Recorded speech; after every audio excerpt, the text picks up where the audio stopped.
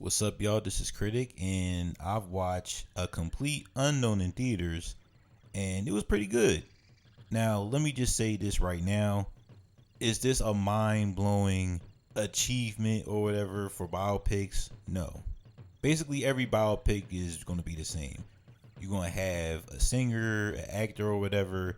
You're going to learn their backstory, how they got to this point from the beginning to how they are to the public, or the history of film or music or whatever. What you're here for is the performances. And I will tell you this right now. A Complete Unknown is about the story of Bob Dylan. Which I don't know much about Bob Dylan other than he sung that song from the beginning of Watchmen, which I really like. Seeing this movie and looking at YouTube videos on how he acts, let me just tell y'all, Timothee Chalamet is having a generational run. We just seen him as Paul Atreides in Dune Part 2, carrying the weight of everything that's happened in that film, from the action to getting everybody's attention to his tyrant act in the last film, and it was amazing.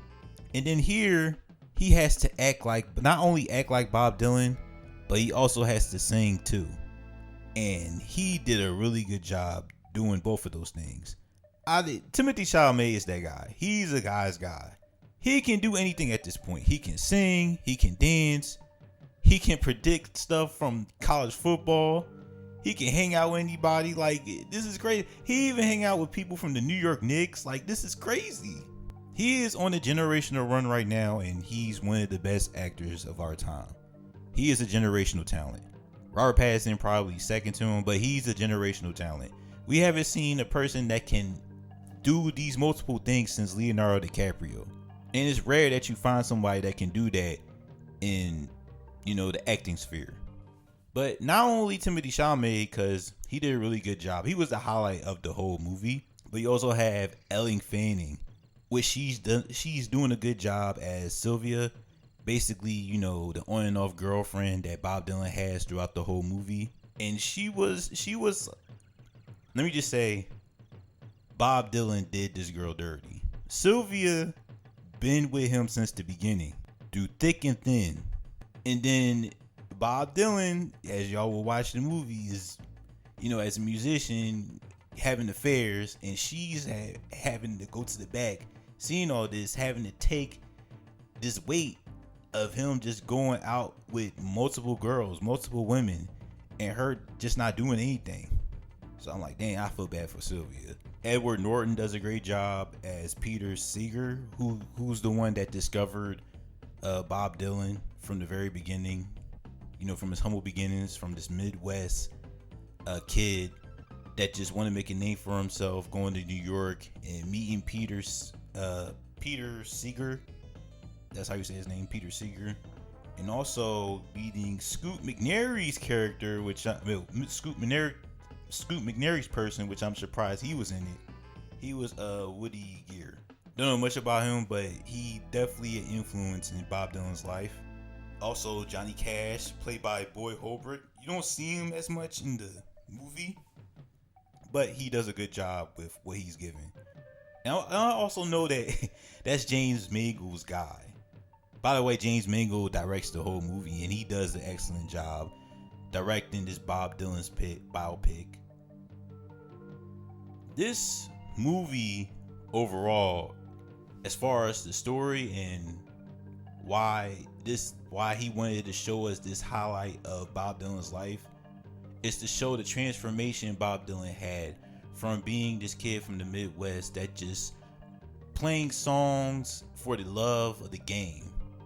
He just want to make songs and that's it. Doesn't want to do anything else. As far as, in the movie, it's like sometimes he don't really care about what's going on, as long as he can make his music and it can make people feel how he wants them to feel. And he's also an introvert. Sometimes he gets nervous, but throughout that whole movie, he bit by bit grows out of it, and it leads him to a change that apparently is the shift to how music has been processing today. He's known as this folklore singer, and then transition into using electric guitar and all that, and people had a huge problem with it, at least from the folklore community or whatever. Like, they didn't like that.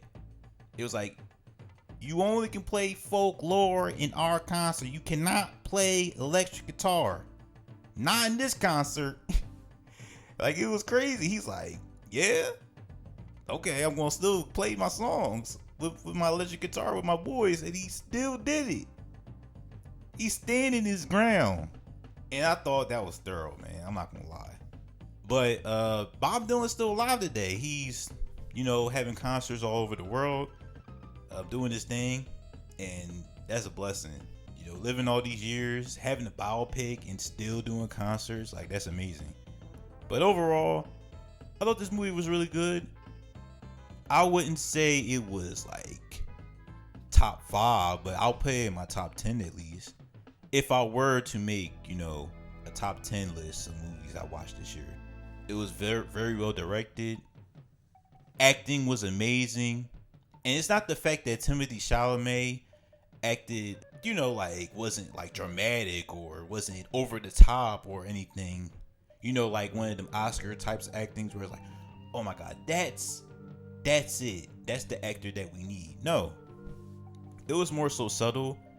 And the way he would have his mannerisms going, Timothée Chalamet mannerisms as Bob Dylan, was just on point. And that's what makes the performance really great. And also the fact that he's really singing and playing the guitar. That's the most amazing part to me. So this movie was really good. I recommend watching it if you're curious about Bob Dylan and his, history amongst the music and the folklore and all that happening in the 1960s. Also, besides Timothée Chalamet, everyone does a good job here. So I recommend watching it if you're interested. So that's it for my quick review. And I'll see you later. And Merry Christmas. Peace.